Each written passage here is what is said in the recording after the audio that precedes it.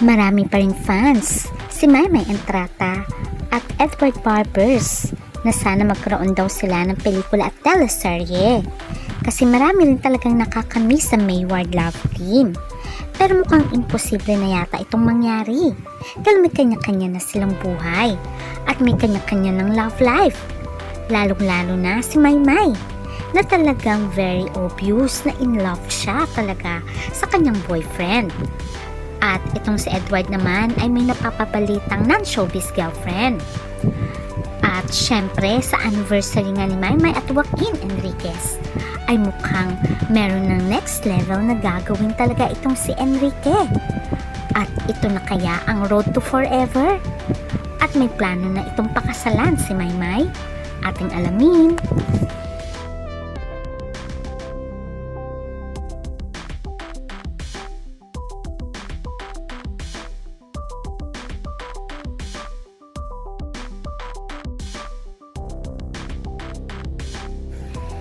Sino naman ba makakalimot sa love team ni Maymay Entrata at Edward Barbers na naunang nakilala dahil sa Pinoy Big Brother noong 2016 at dahil sa kanilang great chemistry kaya sila ginawang love team na tinawag silang Mayward ng mga fans.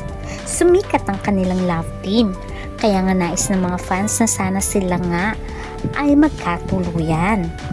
Pero inamin noon ni Maymay na crush niya talaga si Edward at nais niya maging boyfriend. At sinabi naman ni Edward na marami daw na itulong at naging inspirasyon niya nga si Maymay. Kaya naman ang akala ng mga fans ay sila talaga into a relationship until inamin na nga nila ang katotohanan.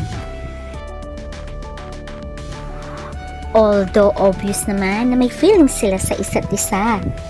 Pero marami ang nagulat noong April 2020 nung magkaroon sila ng joint statement. At inamin nga nila na nag-decide na lang sila na wag nang ituloy into a romantic relationship. Ayon sa kanila, better as best friends na lang sila dahil marami pa nga daw silang pangarap at marami pa silang nais na matupad sa kanilang showbiz career. Kaya for the meantime, sila ay naghiwalay as best friends. Tuloy na nga sila nagkanya-kanya ng kanilang karera. Nakikita pa rin naman sila minsan magkasama sa isang show, pero as co-host na lang. At minsan ay meron din sila mga guestings. Samantalang sa kanilang mga love life ay naunang nagkaroon ng bagong boyfriend itong si Maymay sa katauhan ni Aaron Haskell. Inamin mismo ito ni Maymay sa kanyang social media platform. Ito ay isang Canadian, pero ilang taon lamang sila rin ay naghiwalay.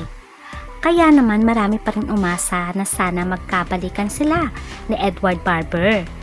Kasi nga si Edward ay wala naman siyang girlfriend since mag-decide nga sila na maging magkaibigan na lamang ni Maymay. Pero ang inaasam ng mga Mayward fans na sana magkabalikan kahit man lang sa teleserye o pelikula, si Maymay at Edward ay hindi nangyari dahil nagkaroon muli ng panibagong love life. Itong si Maymay sa katauhan na isa ring actor na Filipino-Australian na walang iba kundi si Joaquin Enriquez. Inamin ni Maymay at Joaquin ang kanilang relationship noong year 2025 ng October, kung saan ay nag-post nga sila ng kanilang sweet moments sa beach. At dito na maraming natuwa at masaya para kay Maymay dahil finally ay nagkaroon na siya ng panibagong love life na mamahalin siya. Sa pag-amin na ito ni Maymay ay lalong nawala ng pag-asa ang Mayward na magkaroon ng movie at teleserye. Pero ayon pa kay Edward ay wish niya ang the best para kay Maymay. Sana ay masaya siya palagi. Ayon kay Edward. Kahit nagkahiwalay na ng landas, si Maymay at Edward ay nananatili pa rin naman ang closeness nila as best friends. at wish pa rin nila ang the best sa isa't isa. Kaya naman si Edward ay nakatagpo na rin ng non-showbiz personality na girlfriend at isa ring Christian. Alam naman natin na si Edward ay isang Christian ngayon at nais niya nga ring magpastor. Yun ang pinagkakaabala ni Edward bukod sa hosting. Samantalang si Maymay ay very busy rin ngayon sa kanyang single na nirelease. At nag-celebrate nga sila ng 1-year anniversary ni Joaquin na mukhang road to forever na nga daw ang kanilang relasyon. Ayon pa nga sa kanyang boyfriend.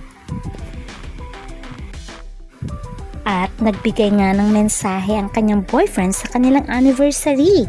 Sabi niya nga, I've cherished every moment with love. Loving you is the easiest thing and greatest gift in this world. Happy anniversary, Maymay. One step closer. I love you for 1,000 years and more. Road to forever. O, diba ang sweet ng boyfriend ni Maymay? Kaya hindi na tayo magugulat kung one of these days or months ay mag-propose ito kay Maymay. Dahil sinabi niya na ngang road to forever. Samantalang si Edward ay masaya naman din sa kanyang non-showbiz girlfriend. At ang wish pa rin naman ng Mayward ang the best sa isa't isa. Since mas best friend naman sila, sana one day ay magkaroon pa rin daw sila ng pelikula at teleserye alang-alang sa Mayward. Itong ating aabangan hanggang sa muli. Bye!